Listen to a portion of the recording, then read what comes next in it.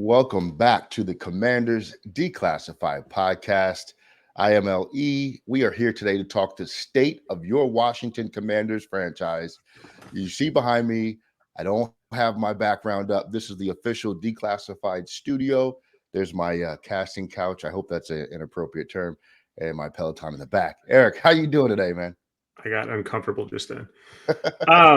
I'm good. How are you? No, it's a semi-bye week. So no, it's a stress-free Sunday for me. So I'm all right with that.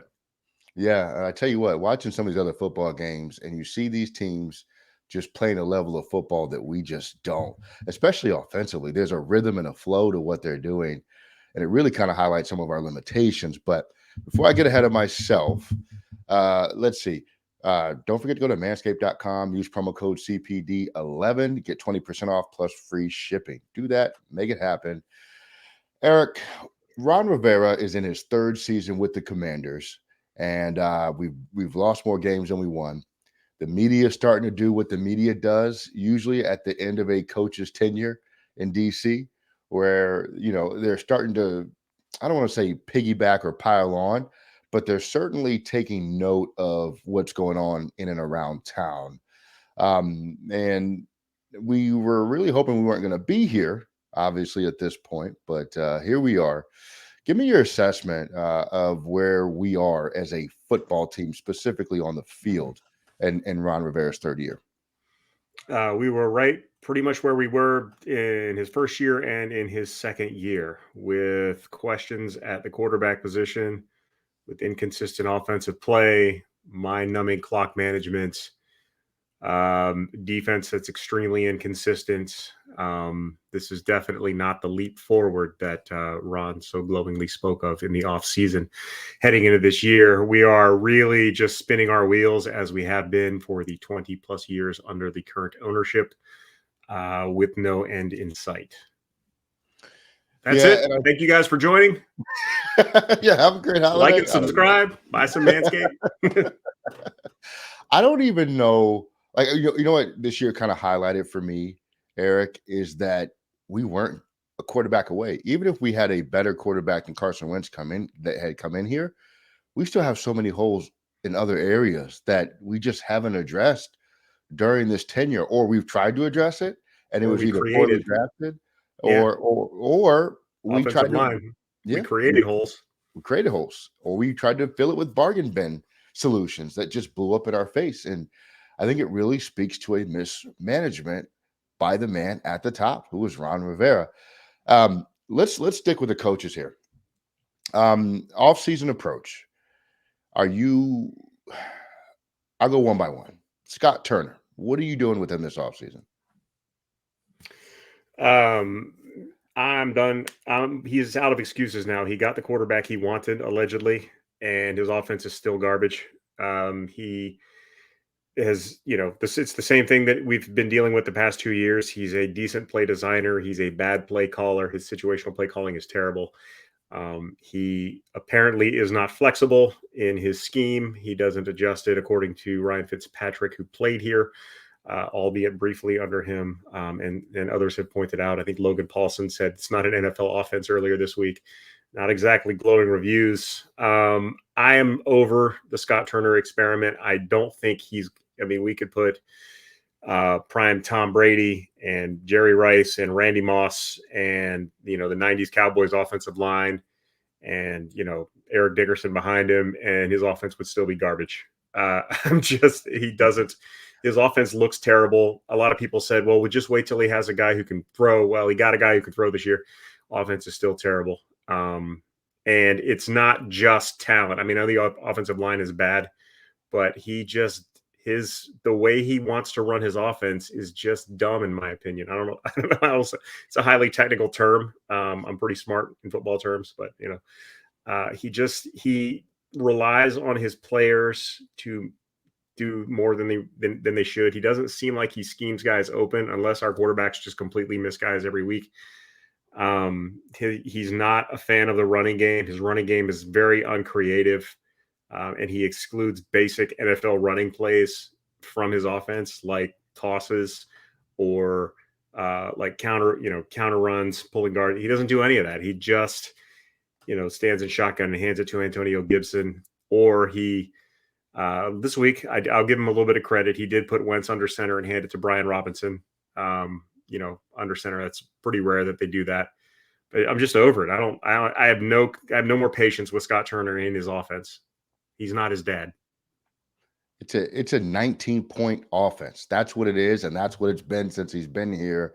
And in today's NFL, 19 points will not cut it. Period. In addition to everything you said that you're absolutely correct about, there's no flow to the play calling. There's no setting up plays for later. It's just a set or a collection of plays that he has that he's going to call at random points in the game, and he's just going to call those plays, and it is what it is. And that's sort of what happens. Like, that's the type of results that you get. I don't know. Like, I wouldn't even introduce the term game plan with Scott Turner. You know what I'm saying? Like, I wonder what when they sit in the office during the week and they're like, hey, this is what we're going to try to execute today.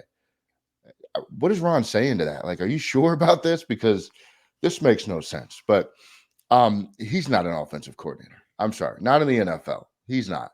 And maybe he can take time away and go spend some time with some more tenured coaching and figure out what he's doing, and then maybe get another crack at it a couple years down the line. But at this point right now, he is not an offensive coordinator. He might be a bright individual, but he's not an offensive coordinator. I'm sorry, it's just not good enough, and I think that we have to recognize that and correct this problem. There's no way I'm bringing Scott Turner back if I'm a decision maker in this organization. He has to go, unfortunately. Eric, the offensive line coach, I think it's with Motzko. Natsko.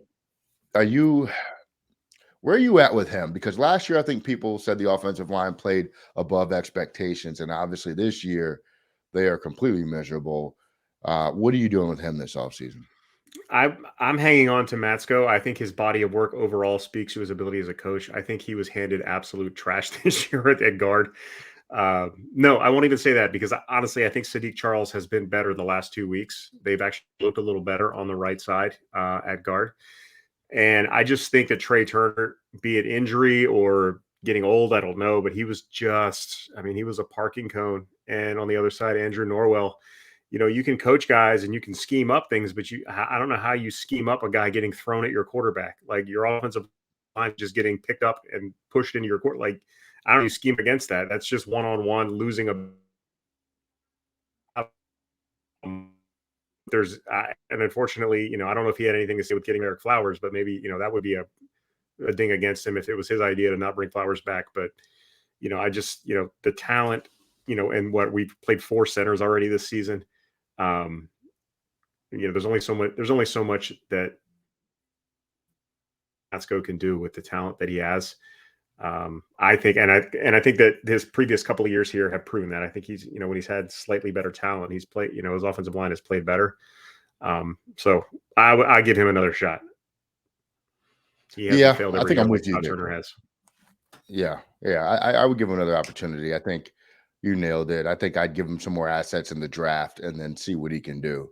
And if he doesn't cut it next year, then we can move on. But I think he's earned that right. Let's talk running backs coach Randy Jordan, because I think there's a very, very mixed bag of opinions on Randy Jordan.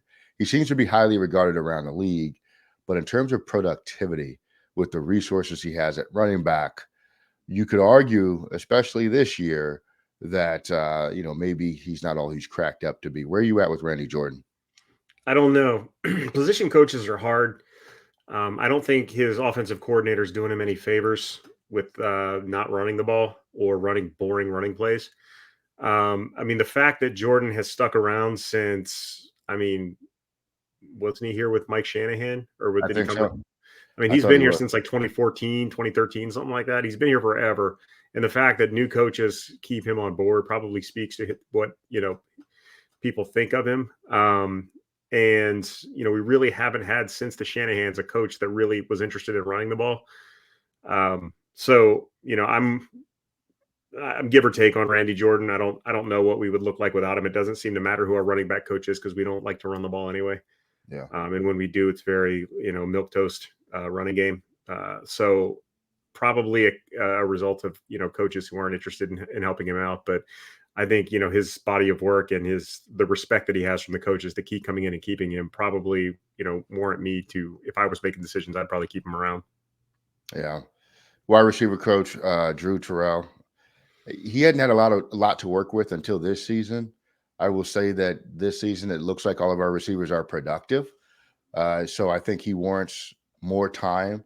Is he necessarily making them better?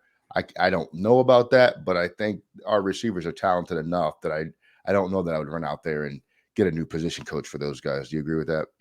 Yeah. If I was, if I'm coming into the team fresh, as long as he agrees with whatever offensive philosophy I'm going with, then yeah, I'd keep him around. And then tight ends wise, I mean, Logan Thomas has been hurt all year. The tight ends seem to be effective when they get opportunities, but the offense is not going that way right now. I don't really have anything against the offensive tight end coach. Who was it? Castillo, I think. Yeah, Juan Um, Castillo. This is his first year yeah, without a healthy TE1. He has gotten a little bit of production out of all of his guys. Bates is blocking well. Logan Thomas generally blocks well. Armani Rogers and Cole Holcomb or Cole Turner are kind of skinny and probably don't block that great, but I haven't paid enough attention to those two guys in the run game. But the guys that are holdovers from last year are doing well enough when they're healthy. So yeah, I mean Castillo's fine. and then Ken Zampese is our quarterback coach, and he's been here since the this current regime has gotten here. He's dealt with Dwayne Haskins. I don't. Dwayne Haskins' performance under Zampese and Turner was not nearly what we saw from O'Connell. And then you have Heineke last year. Fitzpatrick did not seem to be catching on to what they were doing when he was here for that brief period. And then some spurts of Kyle Allen and Alex Smith. I'm going to be honest with you. And given what we've seen from Carson Wentz this year, I'm moving on from Ken Zampese. Turn in whatever whistles you have as a coach. I think I'm done. I think he's in that Scott Turner mix. For some reason, it's just not productive. Our quarterbacks don't seem to understand what they're supposed to do or how they're supposed to do it. I understand that the offense might be limiting that a great deal, but if in a position coach, your one job is to make sure that your player knows exactly what he should be doing. And I don't think we're seeing that from the quarterbacks that we've had here. So, in my opinion, I would be out on Zampese. Well, Zampese, I guess the true test of Zampese for me would be like if Sam Howell were to see the field, what he looked like compared to what he did in the preseason. If he looked better than he did in the preseason, because he had a lot to work on. Mhm. And I know I've been joking with you, just really trying to get on your nerves about playing Howell this week. I honestly, I don't think you should play Howell at all this year unless it's an absolute like you have to if you have nobody left. It's the only reason he should see the field because he's not ready to, or he was not ready to play in the preseason as far as like leading the offense. There's just his footwork was not good. You could his drops weren't good. He showed the arm strength, he showed the mobility, but he would very much just be running for his life. He would be one read, tuck and run. It would not be good for his development, in my opinion, to put him in this year unless he has just shown tremendous improvement. And if that's the case, then definitely I would keep Zampese around. But yeah, I mean, that's the first like rookie quarterback I guess you've had that's never been exposed to any other NFL system. So that would be the true test for Zampese. I couldn't care less. Based on what we've seen at quarterback the 3 years that they've been here, I don't really see I don't think you could do much worse. And I think you could probably find somebody better. Definitely. And then flipping the field on the defensive side of things, D coordinators Jack Del Rio. The defense has played a little bit better as of late, but throughout his tenure, they have not been a great unit. There are obviously personnel issues over there, but the team just seems to lack motivation and want to on defense on a week to week basis. I am all the way out on Jack Del Rio as well. Where are you at with Del Rio, Eric? Well, you could do a lot worse than Jack Del Rio, but I think you could also do a lot better. This is the longest he's his third year now. It's the longest he's ever been with the team as a defensive coordinator. They've, I mean, in a few games this year, they played well enough to win to keep the team. It just the offense was so bad they couldn't, hold out. So I wouldn't be sad to see him go, but I don't think it's a must to get rid of him. Which is kind of weird to say that considering where we were maybe 2 weeks ago. I mean, but Joe Barry here before that, he was like, a godsend. But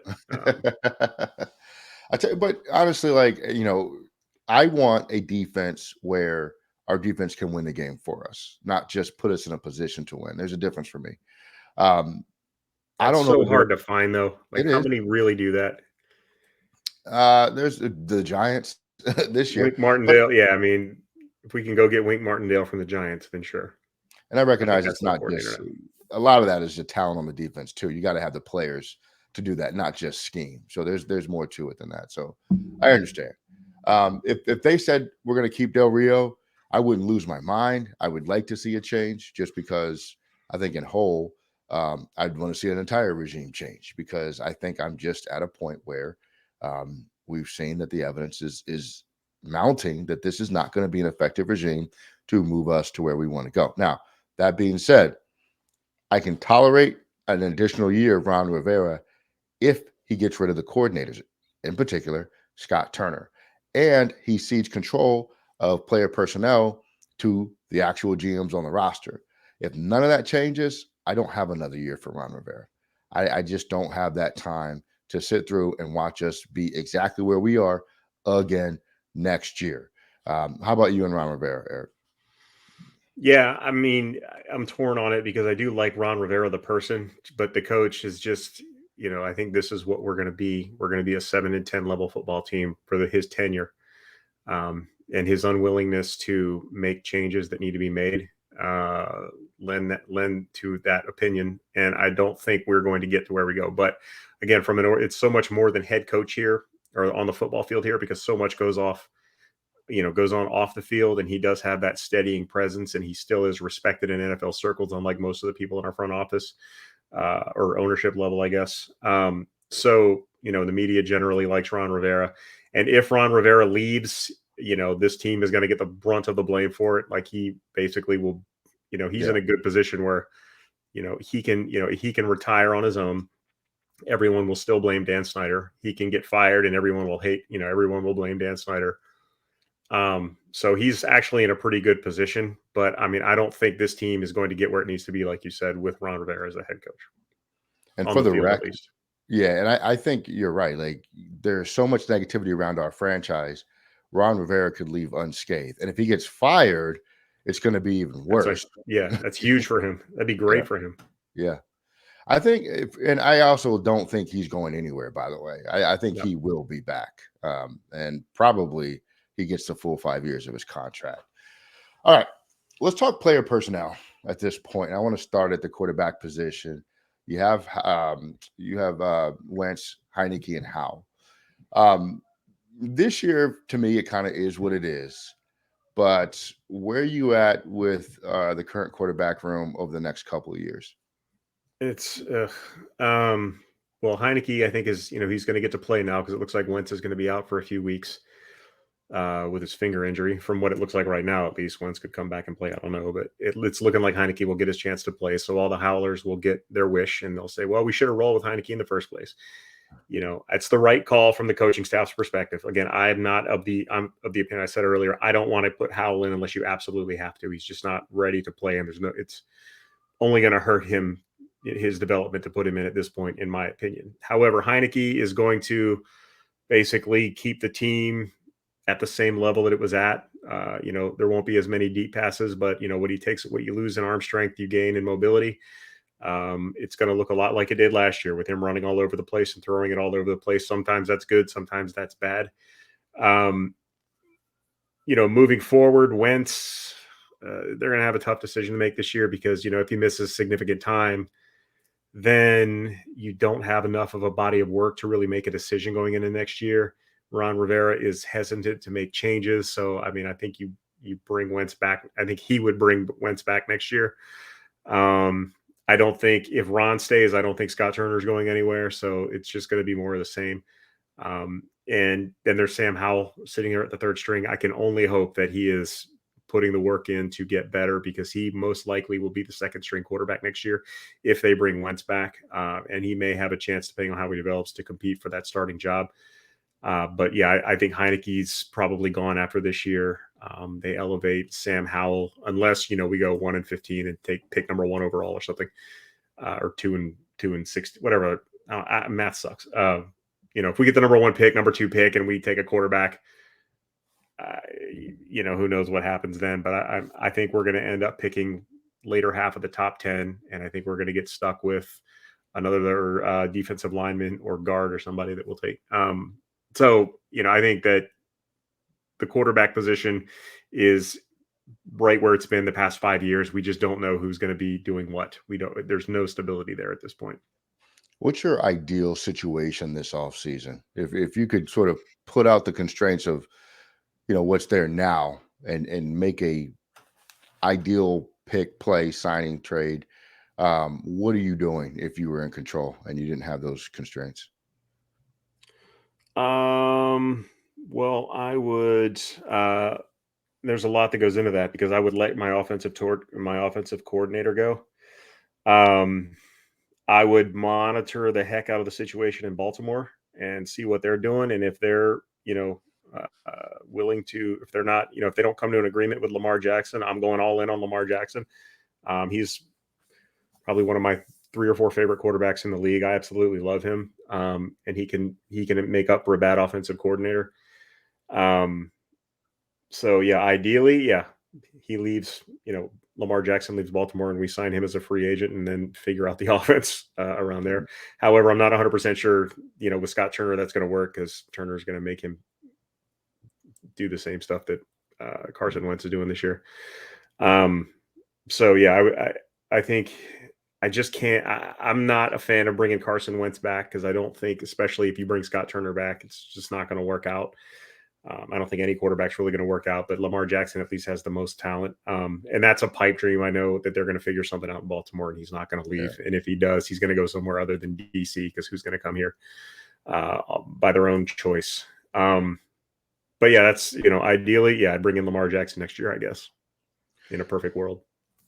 Yeah, and if they and look, it's not going to happen for everybody listening or watching, but if they figure that out, you immediately fix all the issues in this fan base, right? Yeah. Within 2 hours of that trade going down or that signing going down. You're selling out for the year. Fans are fully invested again, and nobody cares who the offensive coordinator is because, to your point, you've essentially brought in like the Allen Iverson of quarterbacks to Washington, and everybody's over the moon about it. However, I fully believe Wentz is coming back next year if Ron Rivera comes back. I think that is as much of a lock as you could possibly have. I think Wentz is going to come back after missing a couple of games. He's probably going to look a little bit better. Um, enough to say we got to see more, but probably not enough to say we definitively know, right? I think with Heineke personally, and quite frankly, I'm done with that. I don't need to see more. I understand what he is, and I feel bad for saying that, but Heineke's not going to be here next year anyway. Uh, so it's just time to move on. You said it. Howell's going to be the number 2. And I truly believe that they drafted Howell to be the long-term backup quarterback. That's what they wanted. They thought Wentz would be here for a while and Howell would be his backup quarterback over the next 3-4 years, as they did in Carolina with somebody like a Kyle Allen or somebody in that type of, range and talent level. But I think we're sort of elevating him to be something more than what he is because that's what we do in DC, and we like backup quarterbacks, which it actually never works out. But we always want to see guys, overcome the odds. And I get that. Now, one thing I think people are really, really, really neglecting is the fact that Ron Rivera has a type when it comes to quarterback. Cam Newton, Crappy. 6'6", 6'5", 240 or 260, a huge guy, huge arm, right? Not the best passer in the world, but he can make throws down the field. That is Ron Rivera's type for quarterback. Look at Carson Wentz. What is he? 6'6", 6'5", huge arm, can be a little bit inaccurate, but pushes the ball down the field. Now, Scott Turner doesn't seem to coalesce with that, right? And I think Scott Turner understands what type of quarterback he needs for his offense. I just don't know that our head coach agrees with him. Scott Turner seems to like the noodle arm quarterbacks who just throw the ball underneath, right? And just get the ball out of their hands and see what happens. I feel like there's a clash and a conflict in style between the offensive coordinator and head coach. And I don't think that the offensive coordinator is correct. I'll be honest with you. Um, people like to compare Howell to Brady and, to Dak Prescott, right? In terms of late round picks. Dak Prescott was a 4th and Brady was a 6th. You got to understand something, guys. There's a such thing as called probability, right? Statistical probability, and those guys are 2 out of 1,000. You cannot bank on a strategy of we're going to hit on a fifth round pick, sixth round pick, seventh round pick, give them a shot. Could you get lucky? Absolutely. But you It's just also, mhm. yeah, yeah, but you also can bring a guy like that in and ideally let him sit for a few years and see what he turns into. And then, I think when I think of Sam Howell, I think ceiling is like Trent Green, who sat languished on the practice squad for 4 years and then came in and lit up the NFL. Not saying that's what he's going to be, but that's the best case scenario for him. And I think, and that's like performance wise and situation wise. If he doesn't have to play for a couple of years and he could just sit and learn, he could, he has a ton of talent, but he's just not yet an NFL quarterback. So, you shouldn't bank on a fifth round pick, but you shouldn't, not try to develop a guy like that, especially if you can get him in a situation where he doesn't have to come in and be a factor. Yeah, I'm not saying throw the baby out with the bathwater, right? Like because best case scenario, you develop him, he becomes not best case scenario, but worst case scenario, you try to develop him and becomes a high end quality backup, which you need in this league. I think we've seen that. My point is, and you kind of said it, best case scenario is Trent Green, but what is the goal, right? To win a Super Bowl, right? Not to win regular season games only. Now, obviously, there's factors in that. Would you take? I love Trent Green when he was here. I absolutely loved Trent Green. One of my favorites. Same thing. Patrick Ramsey, another one. Well, I Um, don't you know know, that. Hey, I was a Patrick But he's Ramsey. actually a great example of what they could end up doing to Hal, where you put him in too early and get him killed and ruin him. Right. And Patrick Ramsey came from Tulane, where he was in the same situation. He had no offensive line, and he was getting murdered every play. And then he comes to DC, and Steve Spurrier basically doesn't protect him.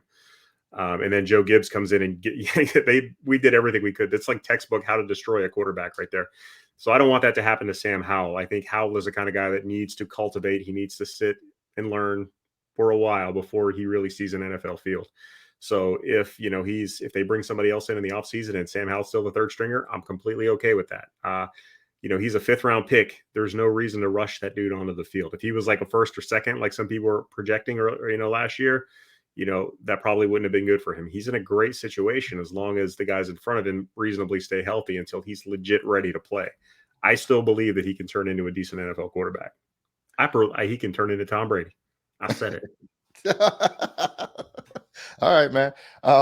Look, and for the record, I want them to go out and address this position aggressively. First round pick, something in that range. But again, Carson Wentz is coming back next year. That's just what's going to happen. Running back wise, we have Antonio Gibson, we have Brian Robinson Jr., and JD McKissick. Um, Look, for the future of this room, I think we're more likely than not to have to upgrade at the talent level of this position. I don't think they're going to keep Gibson around a lot longer. They could. I mean, he's still a developing player who brings some level of excitement to the offense. But I think just in terms of a productive running back down in and down out, I think you could probably stand to upgrade that position. Brian Robinson Jr., he looks like a second string running back to me. You don't see a lot of explosion. I think the kid, he kind of is what he is. I think he's a straight ahead runner. I think he can get you to your 2 or 3 yards, kind of Peyton Barber esque. When Peyton Barber was here, I've constantly compared him to Wayne Gallman, something in that range. So I think you need a front end starter if you're not going to go forward with Antonio Gibson, and you can't go forward with Antonio Gibson unless you really commit to him being a running back. And I just don't know that you want to do that. He seems to be a guy that plays very well in space. They just don't do that for some reason. They refuse to put him out there. I would look to get a starting running back this offseason. What say ye? I would if I were a normal person, but if they're keeping Scott Turner, he doesn't care about running the football anyway. He's going to run lame running plays, so it doesn't really matter who's back there. I don't know what unless they get a Saquon Barkley type who they just hand the ball and let him work his magic. I just don't think running back is important enough that they're going to go out and address it. And Robinson and Gibson are probably fine for what they want to do in the running game because they don't really care about doing it.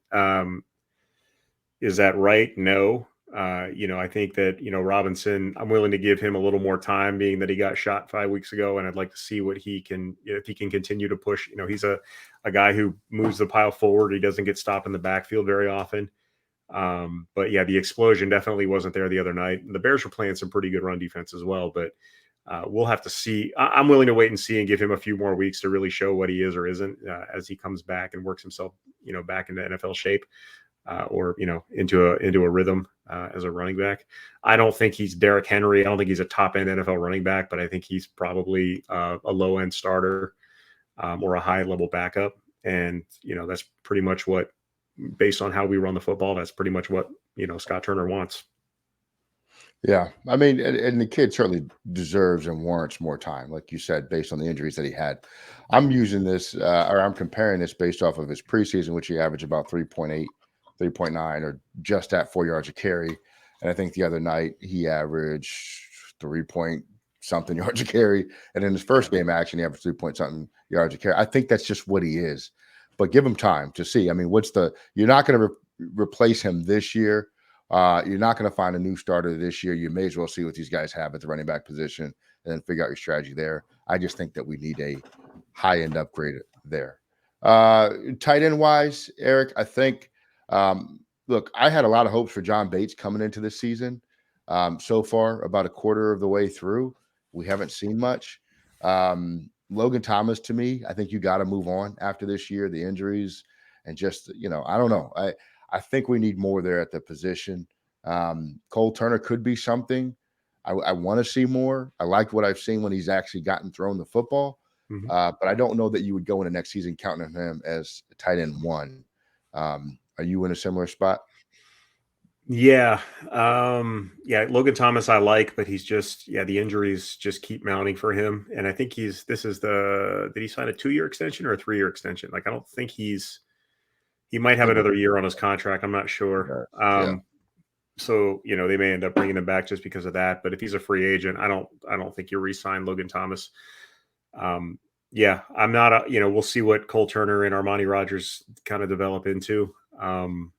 Cole Turner made a really nice catch in his first game action last week or the other night. So I'm excited. I think Bates is going to be, your Logan Paulson type blocking tight end and special teamer, which is whatever. It's fine. Maybe he can turn into something a little bit more, but they don't seem interested in getting him the ball very much. So it depends on, I guess it's what you see in practice. So not sure what they're going to do to address the tight end position.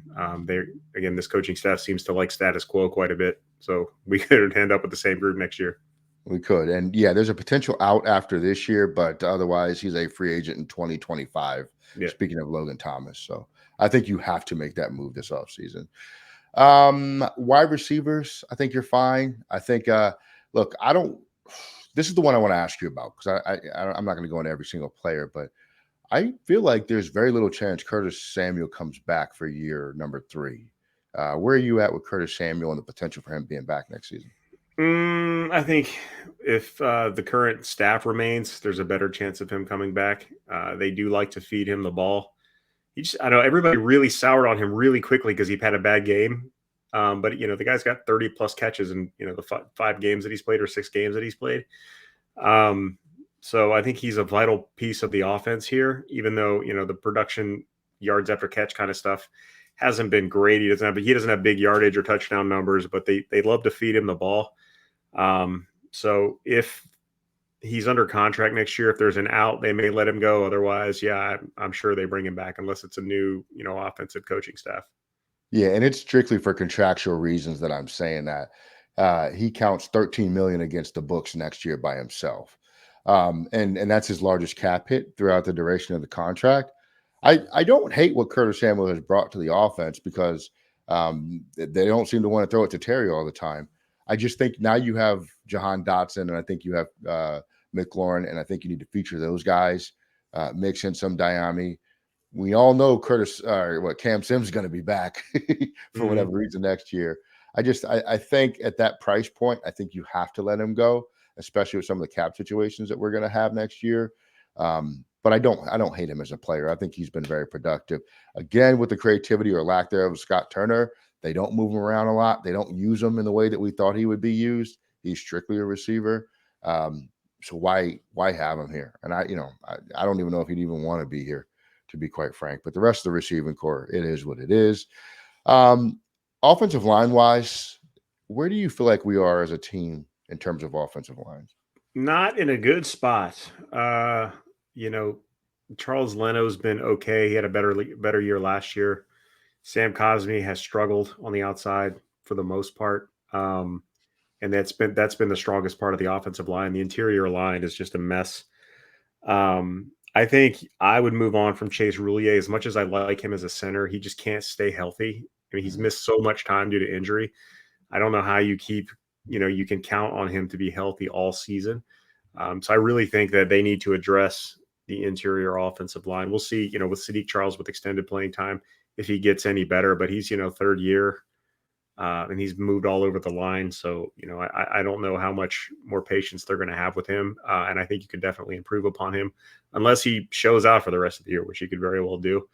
Left guard, there's just nothing there. I don't know if Chris Paul is going to end up seeing some playing time this year, if he's even ready to go. They drafted him this year, so they've got him in the wings next year. But I think you really need to address the center and both guards. I think Wes Schweitzer's fine as a backup, but I'd really rather have somebody, of a starting caliber full time on my offensive line and let Schweitzer play that swing role, which he seems to do well in when he's healthy. But yeah, I mean, there's a lot of work has to go to the offensive line this offseason. Yeah, could not agree more. On the other side of the ball, let's talk defensive line real quick. You got your first round picks invested in there, but there's really two positions I think you have to focus on. That's D tackle with Deron Payne, and that's defensive end with Montez Sweat. Montez Sweat is going into the final year of his deal next year, which is the point in which deals typically get negotiated, would be this upcoming offseason for Montez Sweat. He is probably going to command in the 20s of millions of dollars. Um, would you give that to him to continue to play for the Commanders? No, um, I don't know that he's going to command that much because I don't think the numbers really back up that. I mean, it just depends on, I guess, what he wants. I don't think he's going to end up getting quite that much, but I think that's a huge cap hit. He's a really good run defender, and he can be a good pass rusher, but he's pretty inconsistent, which we've seen so far this year. Um, and Deron Payne is going to get paid. Like, that's a guy that's going to get a lot of money. He's probably going to be one of those 13, $14 million defensive tackles or however much those guys get. He's going to demand top money. It may have been a little mistake to not extend him in the offseason this year, but I could see what they were doing because up until that point, he had been a little inconsistent as well. He's showing out this year, which is fully expected. But those guys that play huge in the contract year. Do you really want to give them big money based on the 4 years prior to that, where they haven't, where they've been that inconsistent guy? Is he a guy that's going to step up and continue to warrant the kind of money that you're going to have to pay him to get him on your team? I don't know. I mean, I like Payne. I would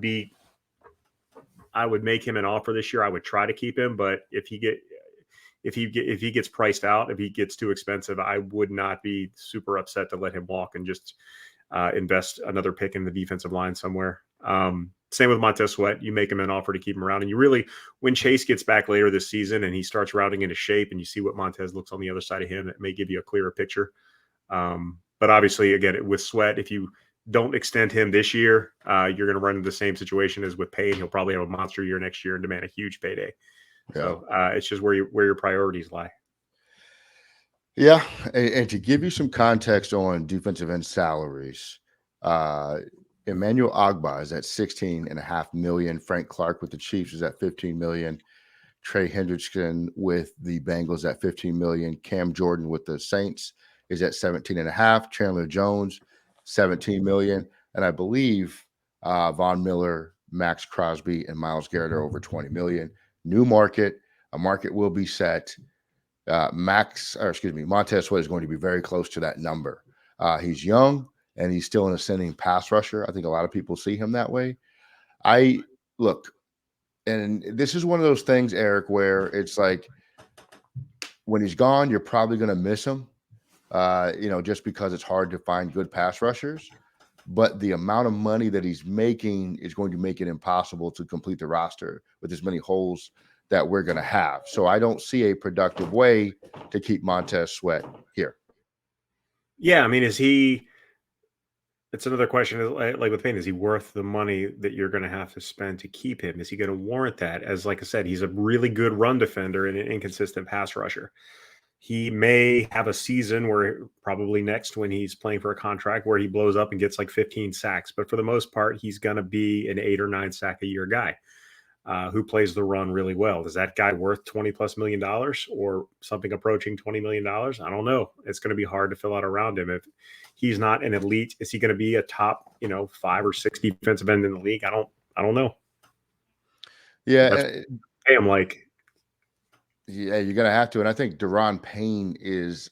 I love Deron Payne, and I actually would commit to him. Not at 20 million. He's an interior lineman, so you're probably looking at 14, 15 million. He's just so impactful, and I would hate to see him go. I think I would be willing to do it at 14 million. It's not my money, but you got to be reasonable with the number of holes too. Anything beyond that, I'm just not doing because I think it really handicaps our ability to fill out the rest of our roster.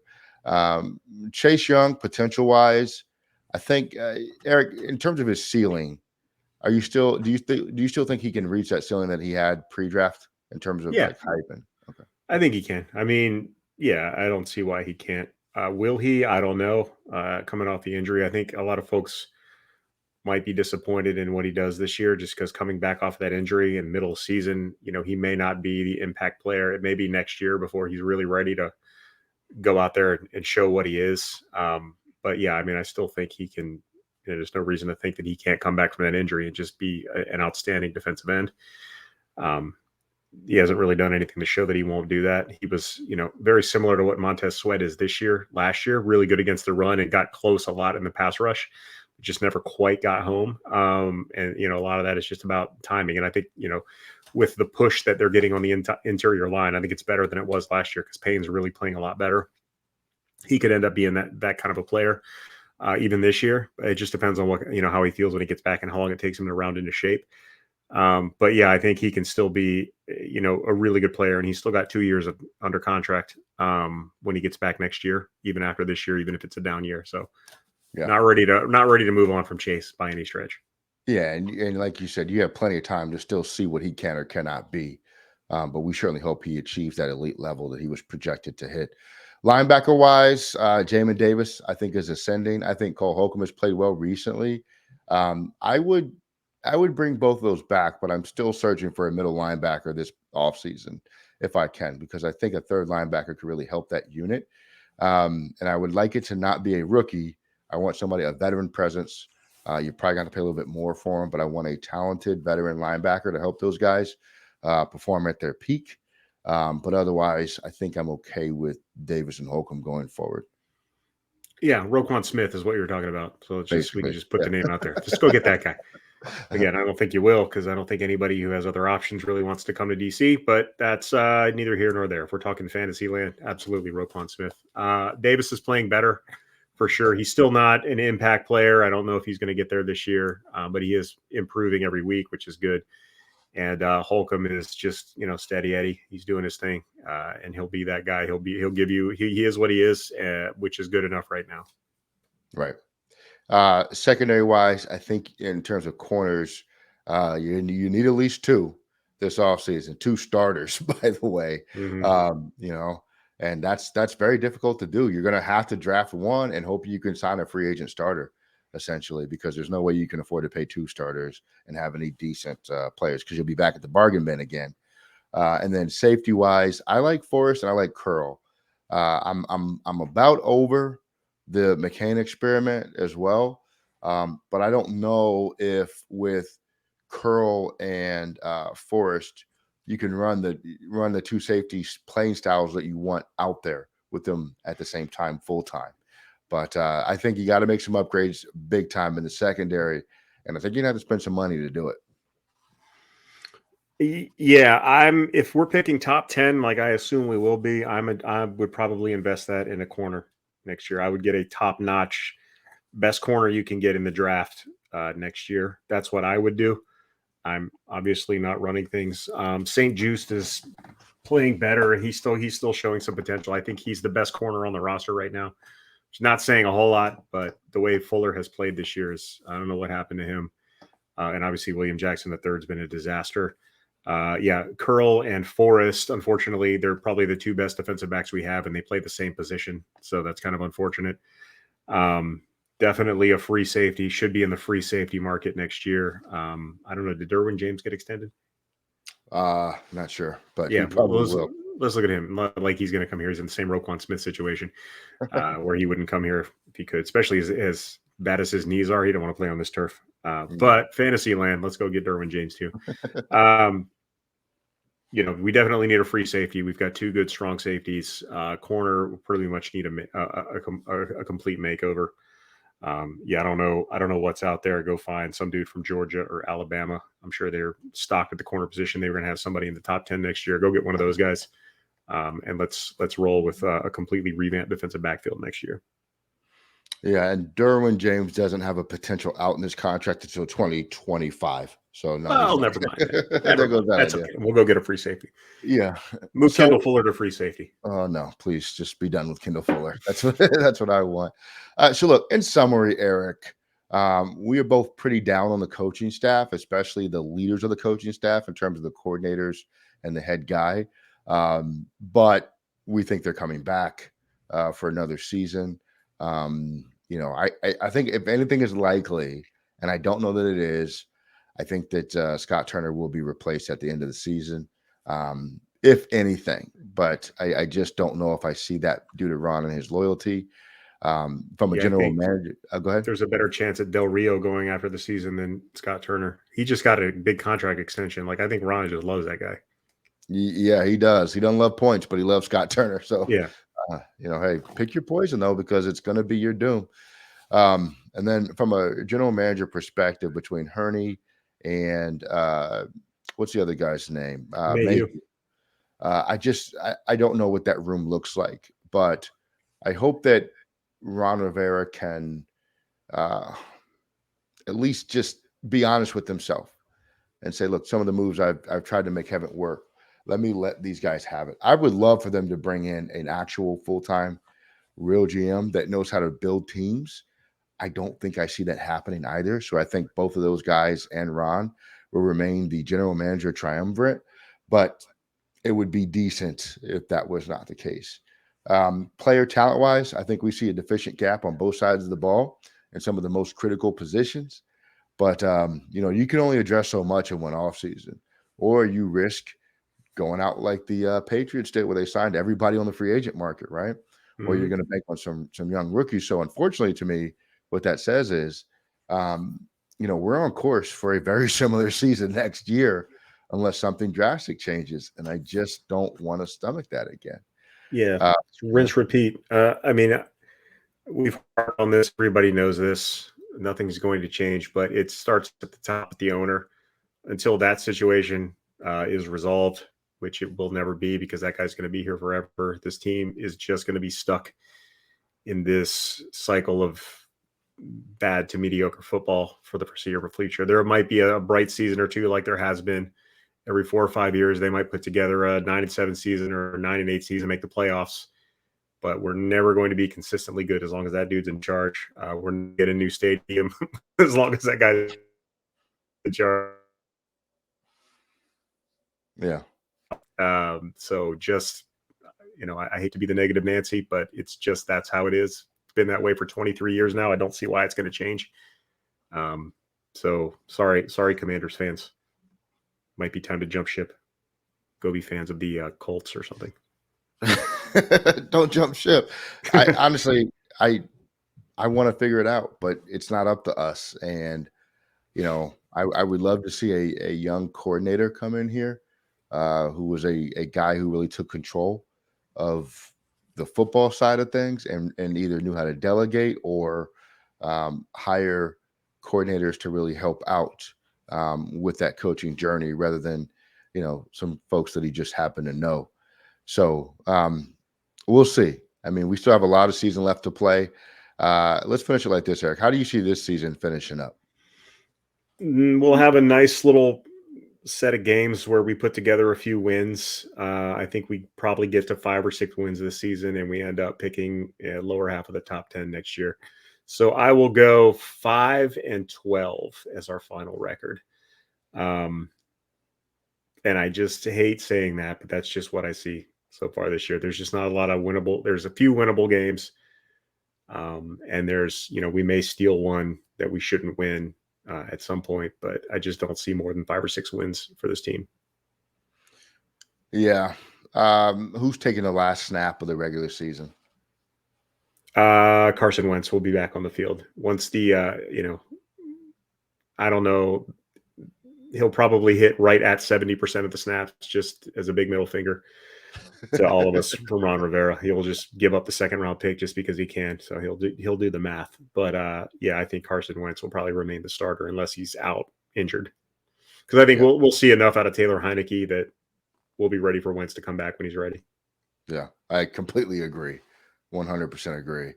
It'll be Wentz. Heineke's he's gonna excite you a little bit because the offense is gonna seem a little bit more rhythmic with him in there, and then you're gonna realize and remember what you actually saw last year on television, which was some not very good football being played. And we'll be right back to where we started. And Wentz will be our guy for the rest of the season, and then he'll be back next year. So Ron Rivera went after Fitzpatrick last year. Didn't work out. He can't be wrong 2 years in a row at this position. Sure, he can.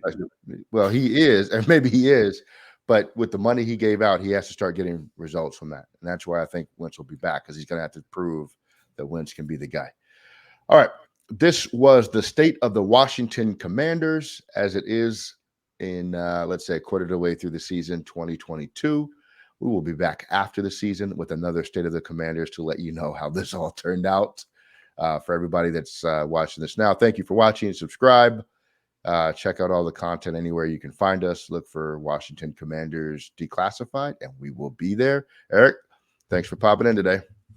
Peace out, homies. We'll see you.